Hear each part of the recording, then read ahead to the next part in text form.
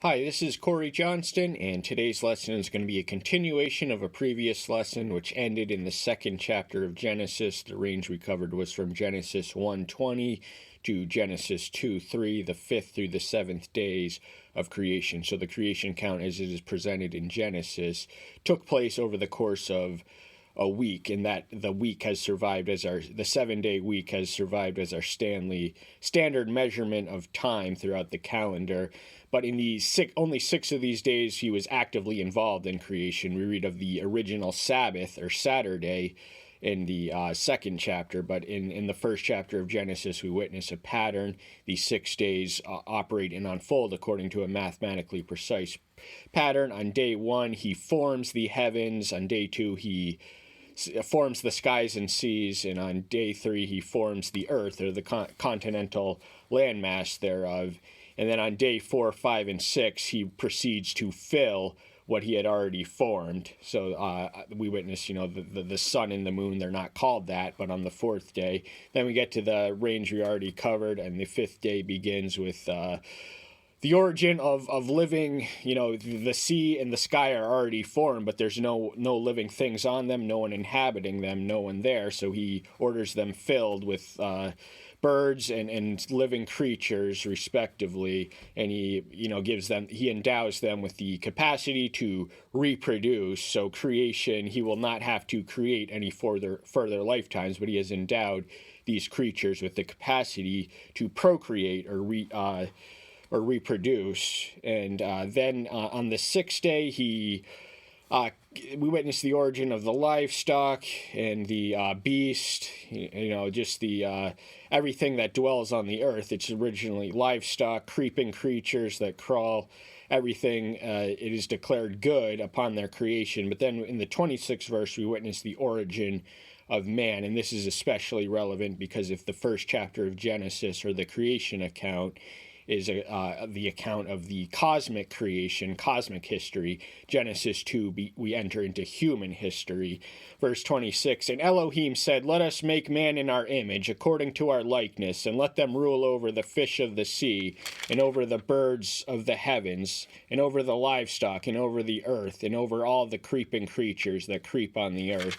So there's a few things we learn in this passage. One is the plurality. Elohim is a plural. The singular version of it is Eloah. We read that in the book of Job most prolifically. But here he's conversing with himself in collaborated conversation, Father, Son, and Spirit. And they counsel with themselves, and of course they consent and agree. No thought or movement is ever resisted or opposed by any of the members, and they make the crown, the culmination, the crown point, the prized possession of his creation. And our dominant species status was endowed by us. We did not struggle through it through an evolutionary process. And then verse 27, we witness the original instance of poetry in the Old Testament, and I think about 40% of the Old Testament is poetry. This is the original instance. And Elohim created this man in his image, and in the image of Elohim he created them, male and female he created them. So it's the image and the likeness, I should have mentioned earlier, are synonymous. They're synonymous terms. So the image, now what the image is open to debate and dispute. It's not clearly identified what it is, but from image we gather that we are a reflection of who he is, and we are distinct from all the other animals and plants, and that human nature exists in Trinity. We have three appetites and capacities. We have our bodies, our souls, and our spirits. The body enables us to respond to external stimuli. The plants have this. They soak in the sun. They get the nutrients from the water. And then the soul enables self-awareness. Most animals with brains are aware that they're autonomous creatures moving about. But then the spirit is what enables us to contemplate and have fellowship with the divine. And this is the most distinct thing, because no other life form is the image endowed. So my personal hypothesis, for what it's worth, is that the image is our spiritual capacities. No one else in all creation has that. Verse 28, we witness the origin of the stewardship. So he's not merely to dominate and be at none of the mercy of the animals, but have the mercy of the animals at the mercy of him, and he is responsible for the maintenance as the dominant species. We are responsible for the maintenance of a healthy and stable ecosystem and food chain. And Elohim blessed them, and Elohim said to them, bear fruit and increase, and fill the earth and subdue it, and rule over the fish in the sea, and over the birds of the heavens, and over all the creatures moving on the earth. So the earth, the original humans on earth who we're going to meet in this chapter, Adam and Eve, they were a couple of one. So from their sexual union all the descendants would eventually encompass all the nations of the earth, but they began as one, and they were given that commandment to multiply and to subdue. That means that the natural resources exist, not for us to exploit, but to utilize responsibly. And everything is declared good. The breath of, we originally subsisted on a vegetarian diet. It's not until the post-Diluvian period where we meet the introduction of carnivorous diets. But everything is declared very good. That word good appears 7 times before the very good term. So the very good is the culmination of everything that is created. It is good in itself, but combined, and just from the panoramic view of the whole experience, he declares it all very good. And this is the 6th day. First verse, 2nd chapter. Thus the heavens and the earth were completed in all their array. And on the 7th day Elohim completed his work, which he had done. And he rested on the 7th day from all his work, which he had made. So the reason that he rested was not because he was tired, but because there was nothing left to do. That word more accurately translates in the sense that an attorney may rest their case when they've stated everything that they need to state to make their case. So his work is similarly done. He is an indefatigable being, so he still maintains the operation of the universe at all times. So he is never, strictly speaking, at rest. He just rested from the original creation, and he sanctified that day, and that is the origin. The 7th day was the day on which the Jews in their Decalogue were commanded to cease from working. This was something they hadn't known as slaves in Egypt. This was one of the things of being a redeemed people. And Elohim blessed the 7th day and made it sacred, because on it he rested from all his work, which Elohim in creating had made. So his pattern is to be our pattern. He is our model and example. And if he rested on the 7th day, that means once a week on Saturday, according to the strict interpretation of the scripture, that is when we are to rest from our secular work and just engage in fellowship and worship and all that stuff. 4th verse, 2nd chapter, lesson itself. These are the births of the heavens and the earth when they were created, and in that day that Yahweh Elohim made the earth and heavens. So the word birth is more familiar translated as accounts, and that word appears 10 times throughout the book of Genesis, usually in reference to a lineage or a genealogy of an individual, but this is creation itself. This is the account of heaven and earth. Now, what takes place now that they are created, there is drama and action and life and activity in those domains and spheres, and this is where it all began. It began on the day that he made the heavens and the earth. So humans were not part of it until the 6th day, but on the first day he made the heavens, and then the 2nd day he made the sea and the earth on the ball. So this all began then. These are the birth. Now no shrub of the field was yet on the earth, and no plant of the field had yet sprung up, for Yahweh had not sent rain on the earth, and there was no man to till the ground. So before there was even vegetable life plant, there was no rain, and so the way that the water... Well, we learn of the way that the water in the ground replenished itself in the next verse, but this is before there was any man or any even rain sent from the sky. The original instance of which we read of rain is Noah and the flood, which flooded the earth. So rain may have been a hitherto unprecedented sight, experience, and phenomenon by the people who lived in the flood. according to this. But verse 6, we learn how the earth replenished itself physically. But a mist went up from the earth and watered the entire surface on the ground. So there they received the nutrients they would otherwise receive from the heavens. It originally came up as opposed to down, so it shooted up and regenerated itself and replenished itself internally and in the immediate vicinity of itself. And Yahweh Elohim formed the man out of the dust from the ground and breathed into his nostrils breath of life, and the man became a living being. Now that word man incidentally translates as Adam in the Hebrew language, so that word is synonymous with man, and Adam's name is man. He is the original man, and he is made from the dust. And if you dissect the physical contents of our bodies, we have a remarkable parallel between us and the physical properties of dust. And breath began when it was breathed into his life. The word breathe is similar to the Hebrew word ruah, which we translate as spirit, or we read often as spirit. But so it was the spirit of life that was breathed into. That's what animated him. That's what moved him from a physical body without life in itself. It had to be breathed in upon the completion of its composition, and then he became a living being. He is for all tense, but the man became a living being. So notice he was not born. The original man was not born through sexual union, but he was created and completed in mature form. And so too might be the universe and the earth, the archaeological structures, which give it an exaggerated, scientifically misleading date of origin. And Yahweh Elohim planted a garden in Eden to the east, and there he put the man whom he had formed. So it's not quite clear whether the garden was there to begin with or the garden was created in response to his initial creation, but what is known with certainty is that is where he placed the man upon his birth. And this Garden of Eden was to the east. We learn the geography is somewhat ambiguous, but we do have a general idea of the geographical vicinity. That is, the dimensions are explained in the subsequent verses.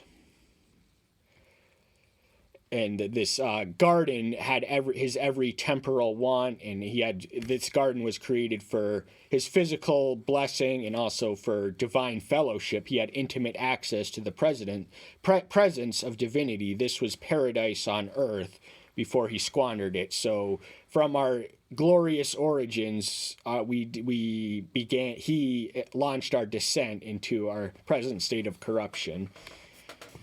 And out of the ground Yahweh Elohim made every tree grow that is pleasant to the sight and good for food, with the tree of life in the midst of the garden, and the tree of knowledge of good and evil.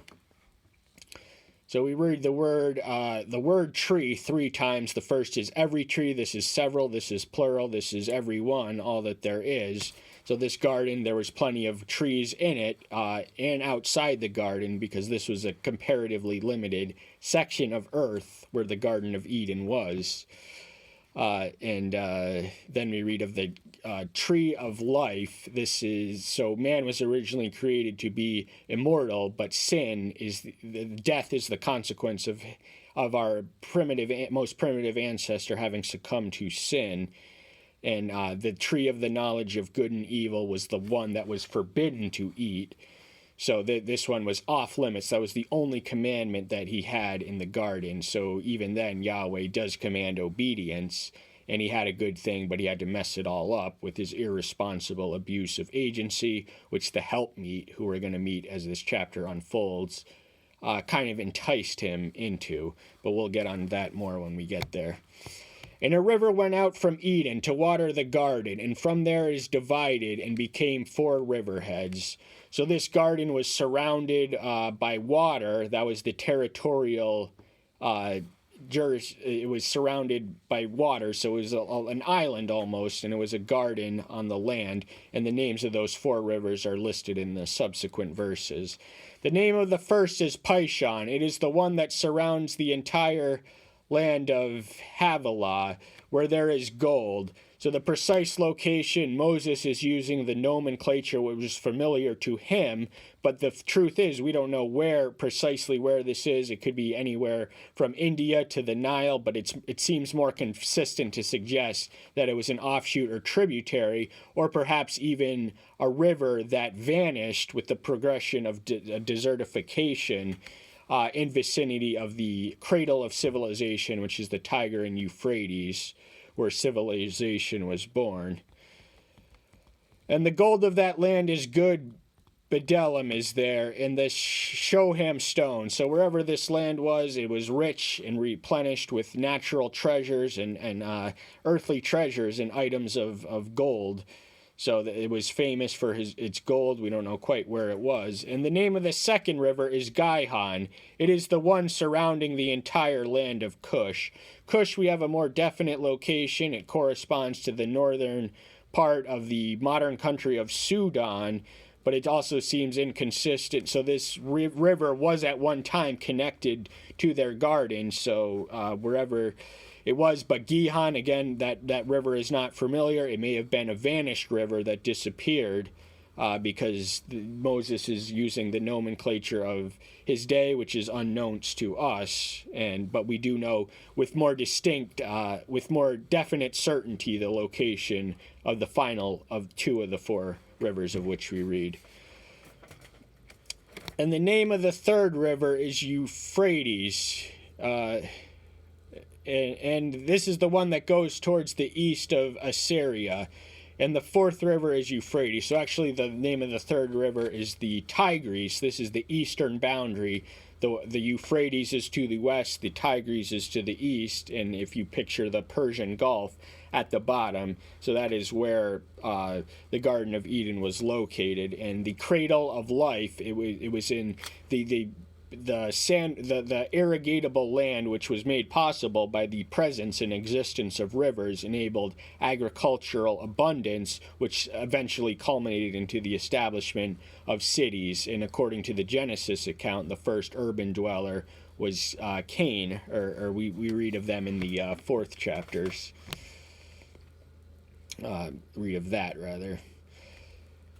And Yahweh took the man and put him in the garden to work it and to guard it. So it is often erroneously supposed that work was a consequence of the fall, but that's the curse was attached to working, that by the sweat of your brow and by struggle you would have to earn your fruit. So it wasn't going to be slim, easy pickings as it once was, but work was originally ordained. This land, he had to cultivate his own garden and secure feed himself, which through the fruits that Yahweh had provided for him, but he still had to work the land, and he had to keep it and maintain it and just be responsible, a steward of his little microcosmic world. And there he names all the animals.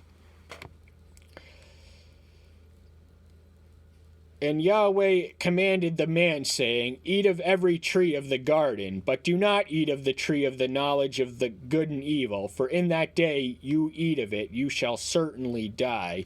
So this commandment is attached to a promise, or it's a promise attached to a commandment, death the same day that he would.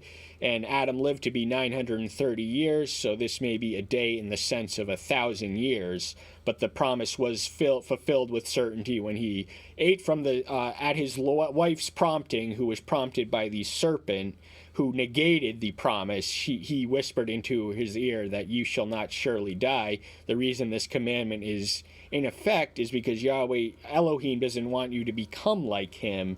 So he's depriving you. This imposition of your liberty is in fact a deprivation of your true, total, and divine potential. You can be just like him. And Eve, in her defense, she did not receive this commandment direct from the mouth. It's recorded here that he gave it to Adam, and Adam would have been responsibly entrusted to share this information with Eve. And the game of telephone is reflected in the contents of the temptation, the original temptation in the third chapter. And Yahweh Elohim said, "It is not good for the man to be alone. I am going to make a helper for him as his counterpart." So that's the first time we hear this phrase. We hear it was good, and it was very good frequently thus far, but we haven't heard that it is not good. So Yahweh, even though creation is complete, he eventually, after the seventh day sometime, he enters in and sees for himself that something is incomplete from the man's perspective, the prized possession, the crown of his creation, the culmination of his creative majesty. He lacks a helper, which is a female counterpart. So all the other animals and the seeds had reproductive capacities, but the man didn't have a reproductive counterpart. And to be sure that the female role is not limited to that in relation with men, but they exist to complete us and make us better versions of ourselves. And it is from the ground Yahweh Elohim formed every beast of the field and every bird of the heavens, and brought them to the man to see what he would call them. And whatever the man called each living creature, that was its name. So we learned that Yahweh called night, night, and day, day, and morning, morning, and evening, evening, and because he created them. That is his sign of ownership. As the owner or originator of anything, the right and prerogative is reserved to him to call what belongs to him as he sees fit. So he is delegating what he created to Adam's custody and control. He's giving him the responsibility to name all the animals, whatever word comes to your tongue. So Adam was the first biologist, and perhaps the greatest one who ever lived.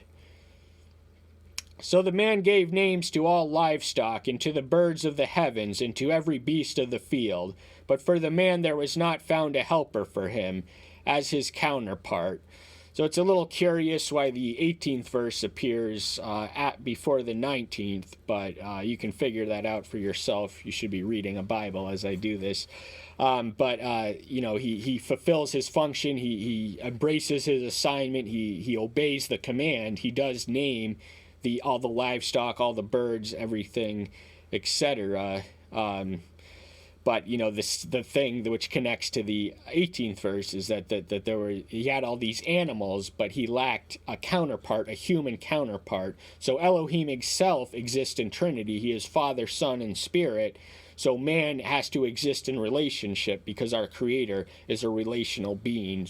This life that we have is not to be a solitary experience. There is no such thing, strictly speaking, as individual autonomy, because our lives are not our own. They belong to the ones who gave us. But the relationship ideal can be manifested in the husband and wife relationship on earth. So Yahweh Elohim caused a deep sleep to fall on the man, and he slept, and he took one of his ribs and closed up the flesh in its place. So what's unique and interesting here is that there is no ancient Near Eastern equivalent of a creation of woman. All their creation stories involve the creation of man, but here we learn that it was from a first couple, that all the people of all the earth through their sexual union. And this, of course, invites questions as to whether incest was permitted, and by that arrangement it must have been, but the contaminating effects thereof certainly wouldn't have been present in the most primitive people. But this gets a lot of modernistic mindsets and feminists upset, because the woman came from his rib. But why the rib? He didn't come from his feet. He was not meant to be over her. He did not come from his head. She came from our side, and as such she is to be our equal. So it is, in fact, a symbol of equality that she was formed from the man's ribs. And the rib which Yahweh had taken from the man, he made into a woman, and brought her to the man. So there's the explanation of the origin of the female gender. They came from the rib of the man. So from that material, he fashioned out, essentially the same physical creature, but certain physical distinctions exist which are necessary biologically for the perpetuation of our species. but he brought her to the man, so he didn't waste any time in bringing to her where she belonged. This was the purpose that she was created. So as soon as he was done, much as he placed Adam in the Garden of Eden, so too did he place Eve at the side of Adam, because both were respectively meant for that. And this man says, "This is now bone of my bones and flesh of my flesh. This one is called woman, because she was taken from man." So this is Adam is given the task of naming the woman, in as much as the animals. And the Hebrew term woman, it's just an extension of just like the prefix or the suffix is the same as the singular syllable in the word man.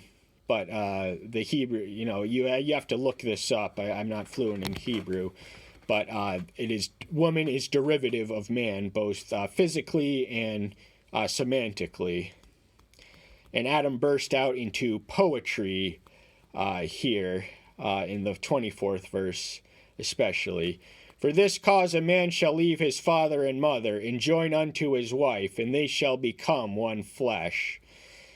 Actually, the poetry is of Adam's in 23. This is Moses speaking, and he explains the origin of the pattern of life, the development and evolution of a life, which consists of being born and bred and raised by fathers and mothers. Both balances are necessary for a complete and whole education and raising. And the statistics prove that children born without paternal influence are more violent and criminally inclined than those who are not. So this is the model of the perfect family. It's man and woman, not man and man, not woman and woman, but husband and wife, and they become one flesh. So they cease to be separate beings. They are joined, and not just through physical coitus, but they have one spirit, one appetite, one mind, one vision, one goal, one aspiration. They are united in all that they do and all that they are. So if you think of your spouse as somewhat separate from you, then you got it all wrong. You are meant to become one flesh with her or him. 25th and final verse. "And they were both naked, the man and his wife, yet they were not ashamed." So they didn't have any reason to be ashamed, because this was in their pristine created condition. They had not, shame is a consequence of sin, and they had not succumbed to sin yet, so they had no way of knowing any better.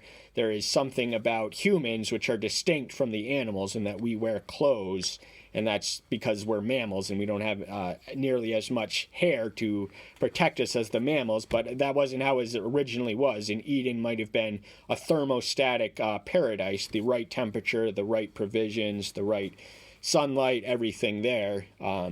So our natural body temperatures are 72 degrees. So if we were naked in 72 degrees weather, we'd have a stable equilibrium. But the first thing they notice when they become aware of their nakedness in ways that they were not previously aware, as a result of eating the forbidden fruit from the thing they were commanded not to eat from, the one commandment they had, which corrupted this paradise into the toil of human history, which is our descent into depravity. And every person who's ever born or lived, with the exception of Yahshua, has succumbed to sin, and we are all stained by sin, and that is the source of our shame, but it wasn't originally.